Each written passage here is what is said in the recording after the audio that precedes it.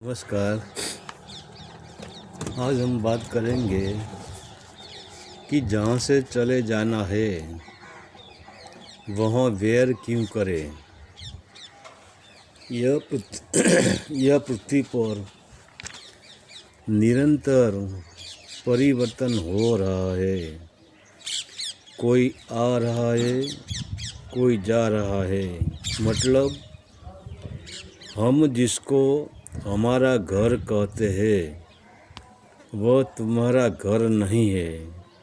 ठीक है, अज्ञानवश बेहोशी में हम जो हमारा नहीं है इसको हमारा कहते हैं, मगर न वह घर तुम्हारा है न संपत्ति तुम्हारी है। ठीक है, इस घर को तुमने बनाया तो बनाने वाला तुम निमित्त हो गए।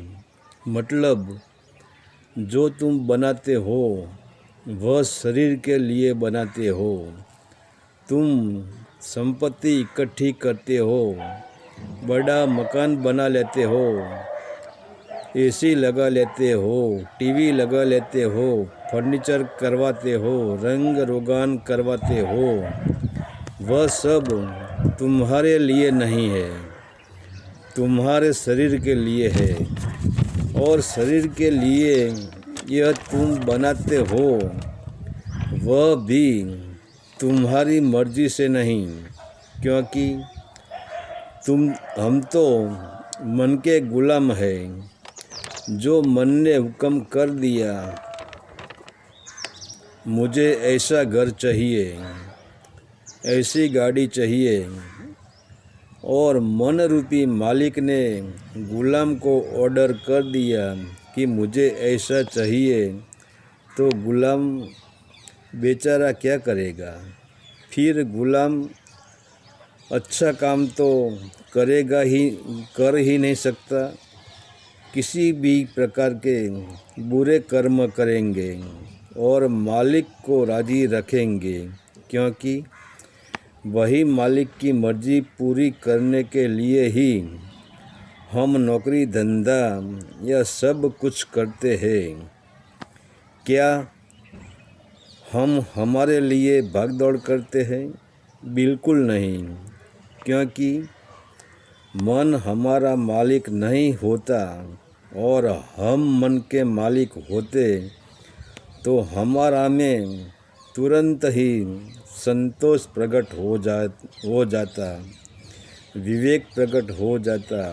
तो हम अविवेक करते हैं, बेईमानी करते हैं, और हम संतोष भी नहीं है। इसका एक ही कारण है, हम हमारी मर्जी से नहीं जीते हैं, हम मन की मर्जी से जीते हैं। और मरते हैं तो भी हमें कैसे मरना है वह भी हमारा मन नक्की करता है। जैसा मन चाहता है वैसे ही मरना पड़ता है, क्योंकि मरते वक्त मन धोखा देता है। जो संपत्ति, जो छूट हमने बनाए हैं, जो घर हमने बनाए हैं वह हमारे नहीं है। फिर भी मन तुम्हारी संपत्ति की याद दिलाएगा और तुम्हारी सुरता के सामने संपत्ति दिखाएगा। फिर तुम्हारी सुरता संपत्ति में ही लगी रहेगी, तो यह संपत्ति ठीक से जीने भी नहीं देगी और यह संपत्ति ठीक से मरने भी नहीं देगी।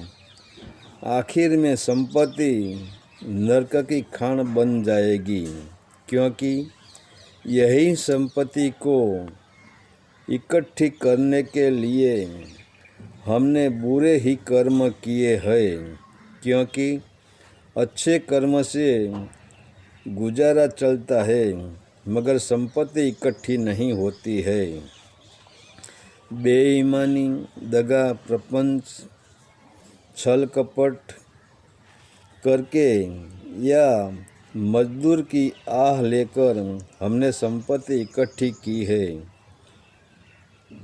कितनों से हमने वैर किया है, कितना अहंकारियों है वो यह पृथ्वी पे तुमसे भी ज़्यादा संपत्ति वाला, तुमसे भी ज़्यादा अभिमानी आ गया और चला गया। मिट्टी में से प्रकट हुआ, मिट्टी में समा गया, क्योंकि यह बाहर की संपत्ति मन की है, शरीर की है, वासनाओं की है, विषय की है, और शरीर तो यहाँ रहने वाला तो है नहीं। तो जो हमने शरीर और मन के हिसाब से संपत्ति इकट्ठी की थी, वह तो शरीर छूटते ही यहाँ रह जाएगी। तो हम देखते हैं यहाँ कोई आ रहा है, कोई जा रहा है, मतलब आज हम जहाँ रहते हैं वह भी हमने मरघट में मकान बनाया है। कोई ऐसी पृथ्वी नहीं है जहाँ मरघट नहीं है, और इस मरघट में हम रहते हैं। तो हमें भी जाना पड़ेगा, क्योंकि यह मरघट से सब कुछ छोड़कर अरबोपति, खरबोपति, सिकंदर, शहंशाह, अहंकारी, सोने की पाट पर बैठने वाले रावण, बड़े बड़े योद्धाएँ, बड़े बड़े वैज्ञानिक, हमारे माँ बाप सब चले गए। तो जहाँ हमें रहना नहीं है, जहाँ हमें थोड़ा विश्राम करके चले जाना है और हम चले जाएंगे, तो हमारे पीछे दूसरा कोई विश्राम करने के लिए आ जाएगा, फिर वह भी चला जाएगा, फिर दूसरा कोई विश्राम करने आ जाएगा, फिर वह भी चला जाएगा। और जहाँ घड़ी दो घड़ी रुकना है, जैसे पैदल प्रवास करने वाला किसी जगह रुकते हैं, विश्राम करते हैं, फिर आगे प्रवास करते हैं, तो हमारा घर भी विश्राम खाना है, यह संसार भी विश्राम खाना है। जहाँ से चले जाना है वहाँ वैर क्यों करे। हरि ओम तत्सत। आदेश का प्रणाम।